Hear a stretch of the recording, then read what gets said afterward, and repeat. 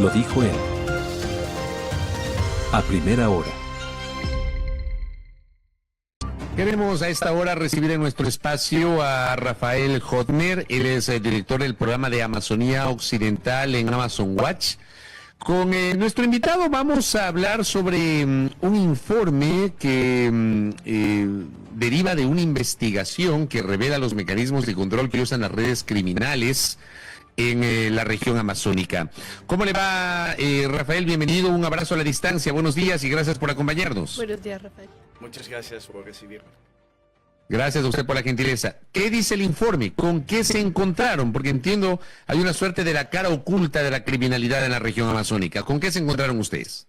Bueno, hemos podido investigar en la zona de la triple frontera entre Colombia, Perú y Ecuador, y quizás la conclusión principal que encontramos ahí es que en vez de que ahí mandan las instituciones estatales, hay una suerte de gobernanza criminal instalado, muy movido por las economías ilícitas, los altos precios en el mercado global del oro y la alta demanda de la coca por el mercado de la cocaína. Y eso está teniendo grandes impactos en la Amazonía y sus poblaciones.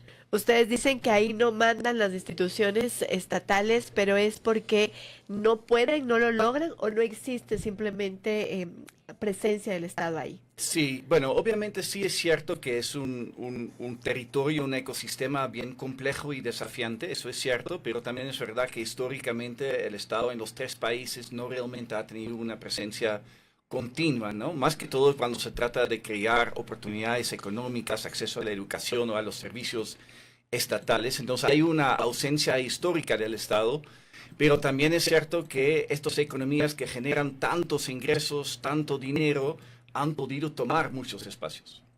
Justamente el día de ayer se realizó un operativo en varias provincias del Ecuador en contra de los comandos de la frontera. Yo menciono esto porque una de las economías criminales que se manejan en este sector precisamente es de comandos de la frontera. ¿Qué han descubierto en esta investigación sobre ellos? Claro, yo del operativo de ayer no tengo mayores detalles, eso está muy al margen de la investigación. Nosotros lo que sí conocimos es en el territorio, en Colombia particularmente, pero con sus incursiones en Ecuador y Perú. Ellos son una de las organizaciones con mucha presencia, ¿no? El informe documenta la presencia de 5 organizaciones distintas, 2 disidencias de las FARC, los comandos de la frontera y 2 organizaciones ecuatorianos. Los comandos de la frontera, de alguna u otra manera, son la organización que controla Putumayo en Colombia. Históricamente ha tenido un rol muy fuerte en la producción y el control del mercado de la coca. En los últimos años también han entrado más en el tema de la minería ilegal, ¿no? Entonces, una organización con mucha presencia en las comunidades que de alguna manera controlan lo que sucede en Putumayo, en Colombia. En estos días, justamente esta semana, llegaron a Quito representantes del pueblo guaraní, entre otras cosas, para protestar y para denunciar que grupos de delincuencia organizada están ingresando a la zona del Parque Nacional Yasuní. ¿Ustedes se encontraron en su informe con este detalle que denunciaron los guaraní? Pues con el caso peculiar de los guaraní no necesariamente, pero con el fenómeno de que eso está sucediendo alrededor de la Amazonía definitivamente, ¿no? Entonces el informe sí documenta la situación en el Napo, por ejemplo, ¿no? Una provincia ecuatoriana donde hay mucho potencial de actividad ecoturística y sin embargo hay una gran destrucción por la minería ilegal de oro, ¿no? Entonces en realidad en toda la zona de la triple frontera, pero en realidad en toda la Amazonía, por los altos precios del oro, uno está viendo un gran empuje por promover, expandir la actividad de la minería ilegal de oro, con grandes impactos, ¿no es cierto? En la Amazonía genera contaminación, pero también en la salud humana, ¿no? En el caso peruano, en la provincia de Maynas, por ejemplo, el informe documenta un gran impacto por la contaminación del mercurio en la población de la zona, ¿no?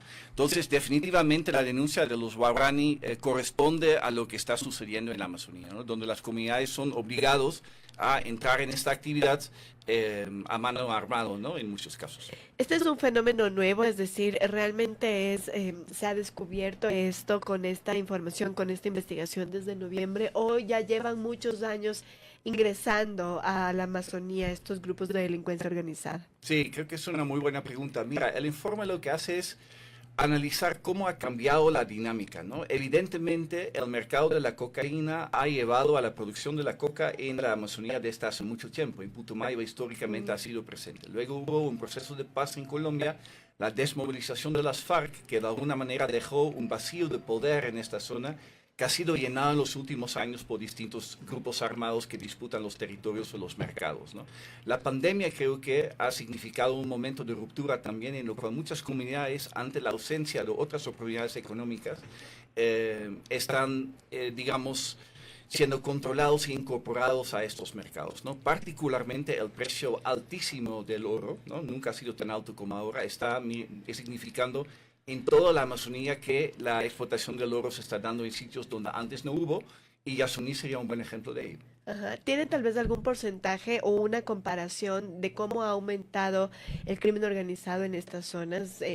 Y claro, podríamos recoger incluso estos años donde usted menciona la pandemia, la desmovilización antes de las FARC en Colombia, etcétera. No tengo un dato comparativo porque de alguna manera este tipo de investigación es más nuevo, ¿no? Nosotros hicimos una investigación anterior a en lo cual documentamos que en 70% de los municipios en la Amazonía, en Brasil, Colombia, Perú, Ecuador y Bolivia y Venezuela, hay presencia de grupos del crimen transnacional, ¿no? Consideramos, de eso fue como un poco la línea de base, mucho más alto de lo que hubo antes, pero sí uno puede ver más a partir de los casos que la presencia de estos tipos de organizaciones, por ejemplo, ¿no? Las organizaciones brasileñas en Ucayali, en Perú, pero también el fenómeno en Ecuador creo que está muy claro, sí ha disparado en los últimos años. Ustedes también, dentro de las recomendaciones, o de los hallazgos, mejor dicho, que generan el informe, también han generado recomendaciones. Ustedes se han encontrado con un par de temas que sí quisiera que los comente, Rafael. El uno, el fracaso de la militarización y el colapso institucional, y el otro, el colapso ambiental en zonas clave para el equilibrio climático global. Quiero empezar por el tema de la militarización, el fracaso. ¿Por qué habla de fracaso de la militarización y también del colapso institucional este documento? Bueno, yo creo que es muy importante que aprendamos de la historia, ¿no? Ha habido, digamos, ofensivas, iniciativas en contra de los grupos armados, particularmente en Colombia, desde hace mucho tiempo. Todos conocemos la historia del Plan Colombia, ¿no? Y el balance de esta estrategia es que nunca realmente ha sido exitoso en reducir a las economías ilícitas. Y eso tiene que ver con que las economías ilícitas tienen causas estructurales muy de fondo, con estos enormes ingresos económicos que genera y a la vez los enormes niveles de empobrecimiento, de desigualdad en nuestros países, siempre van a ser muy atractivos para la población que no tiene otra alternativa económica, ¿no? Entonces, la evidencia muestra en distintos casos que la única forma para contener el avance de estas economías y del control armado, uno necesita alternativas locales mucho más sustanciales. Es decir, en otras palabras, que el Estado tenga presencia en esas zonas en las cuales, ante la ausencia de Estado, se convierte esto en terreno fértil para la presencia de estos grupos de delincuencia organizada. Así es, jóvenes deben tener oportunidades económicas, debe haber oportunidades educativas. Si uno no tiene otro camino hacia el futuro, estos grupos siempre van a tener mucho poder en estos territorios. Lo otro que le preguntaba, perdón André, era la segunda pregunta que tenía que ver con el colapso ambiental. ¿Por qué ustedes advierten esto, Rafael? Bueno, la ciencia dice, ¿no?, de que cuando más que 25% de la Amazonía sea degradado o deforestado, que la Amazonía se va a convertir en una sábana, va a dejar de ser un regulador del clima global, ¿no es cierto? Estamos en este punto, se llama el punto de no retorno, y de alguna manera las economías ilícitas son otro empuje sobre este punto de no retorno. Particularmente la minería ilegal de oro está dándose en territorios que hasta ahora habían sido bastante protegidos de la explotación y del extractivismo. Entonces, está tocando los partes más biodiversos, de mayor presencia de la autodeterminación indígena, de comunidades que todavía tienen una vida en balance con la Amazonía y por lo tanto está afectando a las partes más sensibles de la Amazonía.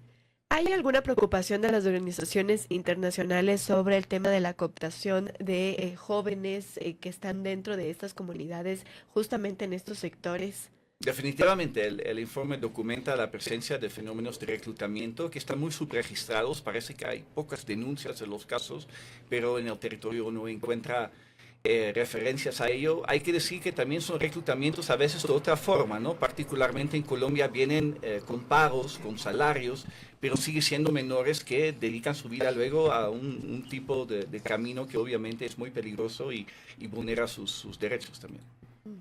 Ustedes, a propósito de este informe y de las conclusiones que las han presentado, ¿han dialogado, han tenido acercamientos con autoridades del sector oficial, del gobierno ecuatoriano o, por ejemplo, de los gobiernos locales en las provincias que ustedes recorrieron? Sí, definitivamente. El informe fue presentado en el marco de la cumbre de los presidentes amazónicos que se realizó en Bogotá hace 3 semanas, la OTCA, donde se llegó a acuerdos importantes sobre este tema. De hecho, el día de ayer fue inaugurado un centro de policial amazónico en la ciudad de Manaus.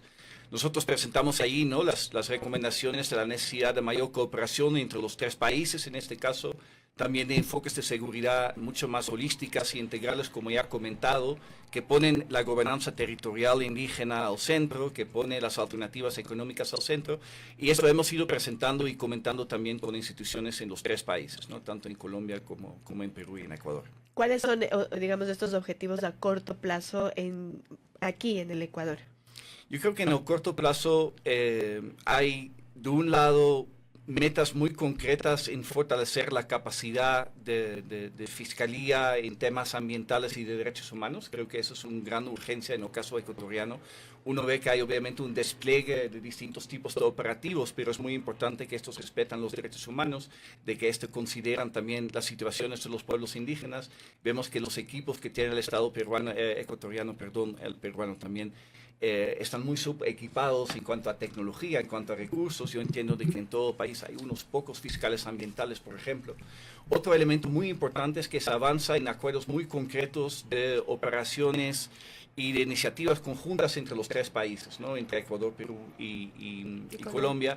Hay iniciativas en esta dirección, pero la importancia es que llegan realmente a los territorios de las personas, ¿no? Y solamente para agregar, ¿no?, para cerrar la entrevista, le quiero agradecer a la exgerente de Petroecuador, Marcela Reynoso, que está conectada con nosotros. Dice: Petroecuador es el estado en territorio con todas las falencias que eso implica. En los bloques donde funciona Petroecuador aún no se ha reportado incursión de los grupos de delincuencia organizada.